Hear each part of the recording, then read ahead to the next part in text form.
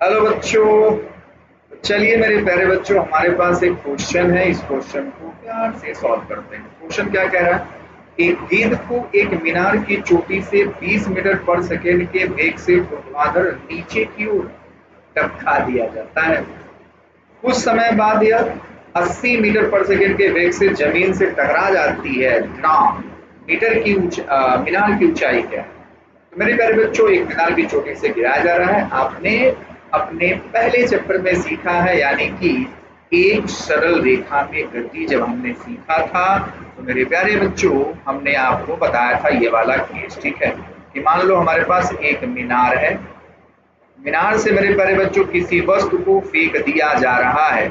यहाँ इसके पास कुछ वेग है और जैसा वेग दिया जा रहा है वो बच्चे 20 मीटर पर सेकेंड है। ठीक है बेटा, ये ऊंचाई हमको ज्ञात करनी है। ठीक है, और जब ये वस्तु यहाँ पे आई मेरे प्यारे बच्चों, इसके पास वेग हो गया 80 मीटर पर सेकेंड। आपको पता है हमेशा जी नीचे लगेगा और उसकी वैल्यू दे रखी है 20 मीटर पर सेकेंड स्क्वायर। तो सारी वैल्यू मेरे प्यारे बच्चों यहाँ पे गिवन है। फटाफट हम लोग कौन सा फॉर्मूला लगाएंगे? तो मैंने अपने प्यारे बच्चों को कैसे सिखाया था, आ जाओ थोड़ा सा समय लेते हैं इस क्वेश्चन में, लेकिन आप फटाफट जानते हैं कौन सा फॉर्मूला यहाँ पे लगेगा। आपको यू पता है, आपको वी पता है, आपको जी पता है, एच निकालना है। तीसरा फॉर्मूला यूज करेंगे और चुटकियों में आंसर बताएंगे। लेकिन अगर मान लो किसी बच्चे को कोई दिक्कत होती है, तकलीफ होती है कि सर कौन सा फॉर्मूला लगाएंगे, तो आ जाओ, मैं अपने प्यारे बच्चों को आराम से सिखा देता हूँ। जैसे मान ले बच्चा, हमारे पास गति के 3 समीकरण होते हैं। v बराबर u प्लस ए टी।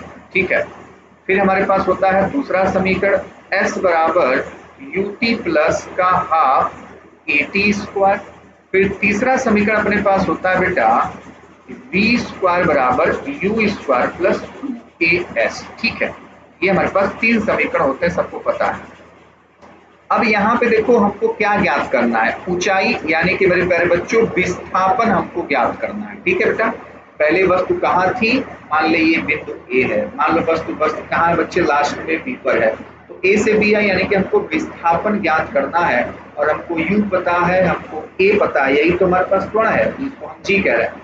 और ये हमारे पास वेग है। ठीक है बेटा, तो हमको अंतिम वेग, प्रारंभिक वेग और त्वरण का मान पता है। तो मान लो पहले समीकरण के पास आप आते हैं मुंह लटकाते हुए, आप कहते हैं कि मुझे विस्थापन चाहिए। तो ये कहता ना जी ना जी, मेरे पास तो विस्थापन नहीं है, तो मैं नहीं बता पाऊंगा। आप कहते चलो कोई बात नहीं, गुस्सा मत करो।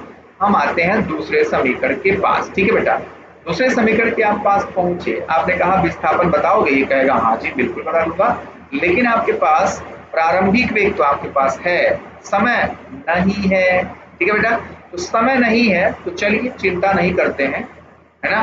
अब अभी अपने पास तीसरा समीकरण है, पहले उसके पास पहुंचते हैं।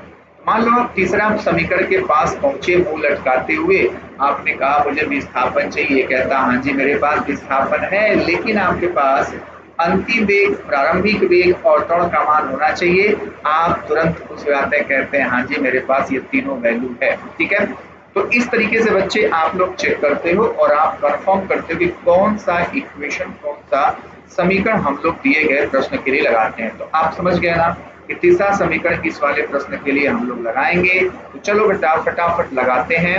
हम लोग आ जाते हैं बी स्क्वायर बराबर you square plus two A S. ठीक है बेटा, सबकी वैल्यू रखो। यहाँ पे 80 का स्क्वायर बराबर हमारे पास क्या है बेटा?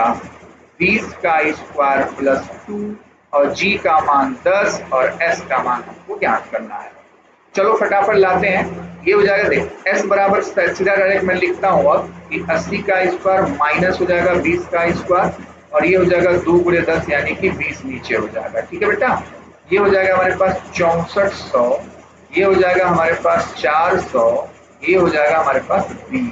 ठीक है बेटा, जल्दी बताओ 6400 में से 400 घटाओगे तो क्या आ जाएगा? आप कहेंगे सर 6000 आएगा, नीचे 20 है। चलो जल्दी फटाफट कट्टी पिटी करो, सुनना से सुनना गया। और ये मेरे प्यारे बच्चों क्या हो जाएगा हमारे पास? 300 मीटर। लेकिन ये वैल्यू मेरे प्यारे बच्चों कहाँ आ रही है हमारे पास? ठीक है, ठीक है बेटा, तो हमारे पास 300 मीटर ही हमारे पास क्या है बेटा?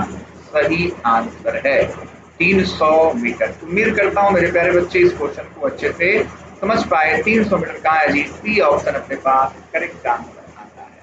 तो इस तरीके से मेरे प्यारे बच्चों ऐसे प्रश्नों को हम लोग चुटकियों में सॉल्व कर सकते हैं।